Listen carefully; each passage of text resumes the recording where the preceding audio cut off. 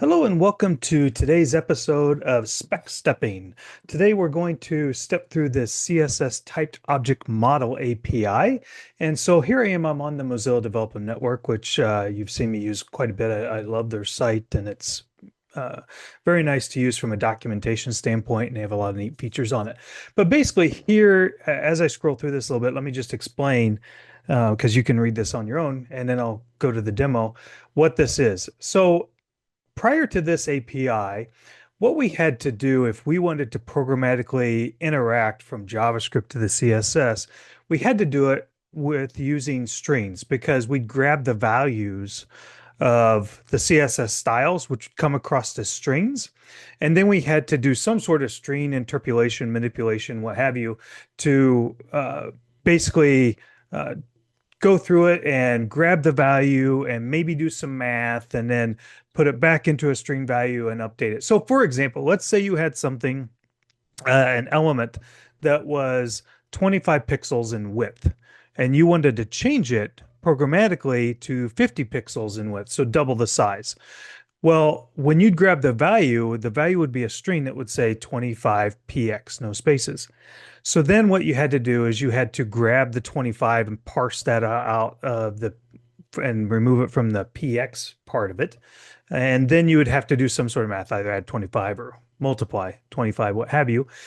And then you would then have to take that 50 as a result, add the px back into it, and then put it back into the value. So it made code a little more complex and subject to maybe some error mathematically, that sort of thing, because or not just mathematically, but just error because of having to concatenate strings and all that stuff just made it unnecessary when really it should be smart enough to say, okay, you have a value of 25, you want to double it and all that. So what this does is we have now access to a lot of methods and things where we can grab those objects and we can grab that 25 and double it, and we don't have to worry about the pixel or the strings and all that stuff. It comes across like an object, much easier to deal with, that sort of thing. So anyway, let me just jump over. I got a quick example in VS Code that I can share here. Okay, so here in VS Code, my HTML, I just have a demo, and I'll show you this in the browser in just a moment. But I just have a demo here where I've got a div that I've just entitled with a class of box, and then I've got a button that I just ID'd with change button. So that's where I'm putting the functionality. So when I click it, it's going to go through the code and make the change. Now, the styles, because we need some CSS to interact with. I've got some basic body styles just to put a little styling on a page here, but we're mostly going to be dealing with this this box class here. So we start off with the width of 150 by 150. I've got this blue background here, and then some opacity, and I've got some transition easing from a stylistic standpoint for animation purposes of width, opacity, transformation, as you can see from the screen. Now, the real magic happens here in the object model.js file.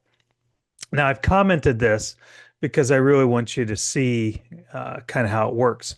So first thing, and I accidentally removed a comment that I want to put back in.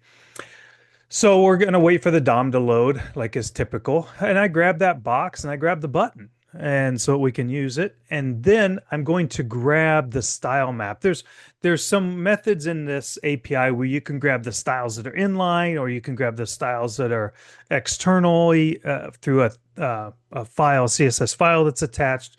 So you can grab those styles. So they call it a style map. So I grab those style maps using this method here. Computed, think of it like this, as far as the inline versus attached or whatever. If you recall, or if you are aware, and if you're not, get to know the dev tools. If you're a beginner and haven't used them yet, the dev tools in the browser, fantastic. But if you are sometimes working in the dev tools, trying to debug styles and trying to figure some things out, a lot of times you'll go into dev tools and you're wanting to look at the CSS, and sometimes CSS is computed from the cascade or maybe programmatically or what have you. So you have the styles that are in there, but there should be, and it's in a different location based on what browser you're using, a computed option, so like a tab or something, so you can see when you select this element, what are all the styles that are being applied to this element, and it's called a computed style. So basically, you grab all of those. And then you can grab a property that's in that style map. So it has getters and setters within this so that you can simply say, I want to get the width like I do in this case. And I'm doing some logging to the console so you can see it as we work with it. So I'm going to log it out so because I want you to see that it's not a string like I mentioned in my opener of 150 pixels. It's going to be an actual value that we can do some manipulation with it. And then then I'm going to console log the initial styles with property. I'm going to console the width that's out. I haven't manipulated it yet. And then the value, the width in the unit. Then I'm going to grab the opacity. So the width initially should be this 150. The opacity is 0.5. So I'm grabbing the opacity property and I'll log that out. So let me jump over before we get to demo 2 so I can show you kind of how this works. So once I load it, and because I have it running as soon as it loads, it's going to read the initial styles. So here's my box, here's my button, and as you can see, it logs it out. The width is a value of 150 unit pixels. So see how that separates. It's no longer the single string. So now I have an object that has a value that I can grab, and it's numeric, an integer that I can manipulate. Same thing with the opacity. Value 0.5 units, a number. Okay, so now that we have that, now what we can do is we can add a click event, excuse me, and that click event, we can then manipulate that stuff. So again, I'm going to click the add on the add event list or added it to the click, and you're going to see this console log button clicked. And what I'm going to do is grab the style map again from that box and then put it in current styles. Now, why do I do that? Just a little side note here, because you may think to yourself, well, wait a minute, you have style map here. Why do you need, why don't you just use style map? Why do you need another constant down here in current styles for that? Couple reasons. First of all, more than likely, I probably wouldn't put this here necessarily because it's exposed. It's not encapsulated as well as I like. Personally, it seems like it's more available to other code that could possibly violate some encapsulation rules, some OOP principles. So I would probably, in my real code, I probably wouldn't even have this at all. I'd have grabbed my styles within my methods personally. And then the other reason I would do it when I'd go to click is I may have somewhere in my application where these styles for my box have been changed somewhere else.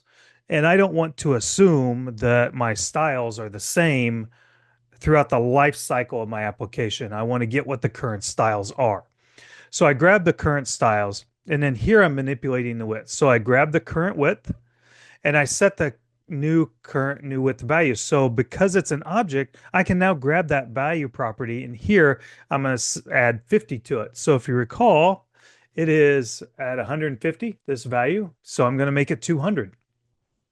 I'm also going to manipulate the opacity. So I'm going to get it, grab the value, and then multiply it by 1.5. So in that case, we have 0.5. I'm going to multiply it by 1.5 to make it more opaque. So then I've got those values now sitting here in my new width value constant, my new opacity value constant, but I've not changed the styles yet. I've not gone back in and changed those values. They're still at 150 and 0.5. So to set these styles, I'm going to use this method from this API called the attribute style map, and it's got setters. So which makes it really easy. So now you may have done in the past, you may have gone in and gone into an element and said, grab the element dot style, so the style property, and set it equal to 200 pixels. So what I could do is I could say box dot style dot width equal to new opacity value. However, if I set it equal to that, remember that's a numeric value. Now it would work in the opacity, but it would not work in the width because I'm missing the PX. So it wouldn't change it. So that's an example of where using that strings may lead to issues, and it just doesn't make sense to make a numeric value a string anyway.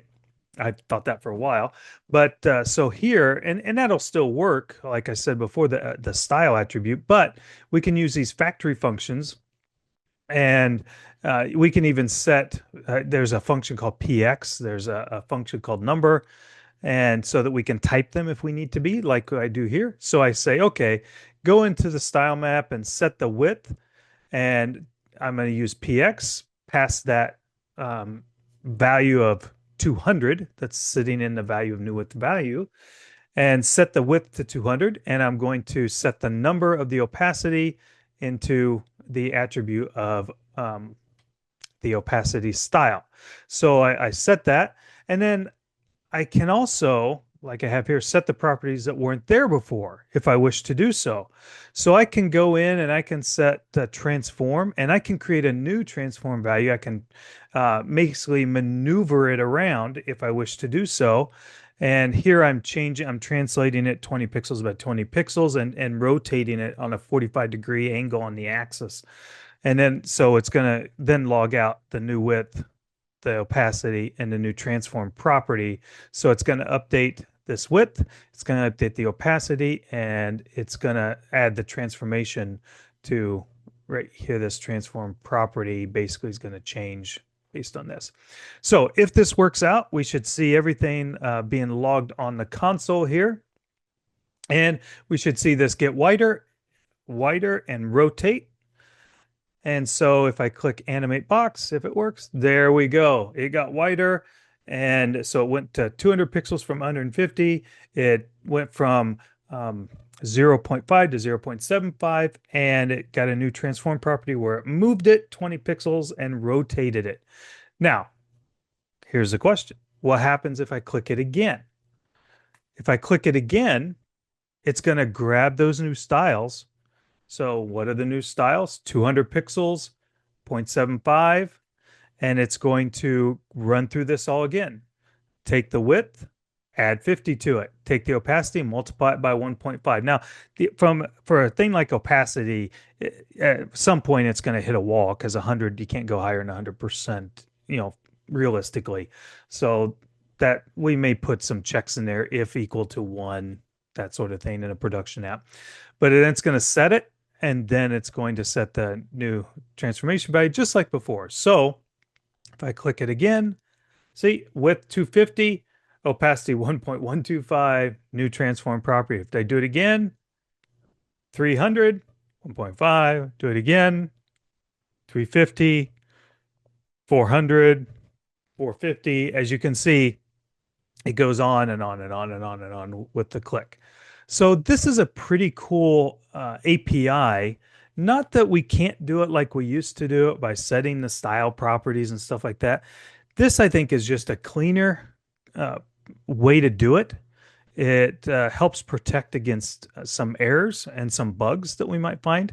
And then one other reason that it might be helpful to use this is from a performance standpoint. Now, in this little demo, it's probably not going to be noticeable, the performance change. But when you have the implicit conversion in the browser from a string to an integer and so forth, that in a large application, an enterprise level application, that can take a performance hit. And so this, we don't have to deal with that. We don't have to do the changing from a string to a number or vice versa. It's going to take care of all that for us, and the browser doesn't have to do that heavy lifting. So you might have a more performant application. Again, noticeable probably in a larger app, not as noticeable in this app, like this demo. So I hope that's helpful for you. I hope you find it useful and make use of the typed object, CSS typed object API, and go out there and make some pretty cool animations and interactivities and changes with CSS programmatically. And if you have any questions, let me know, and happy stepping.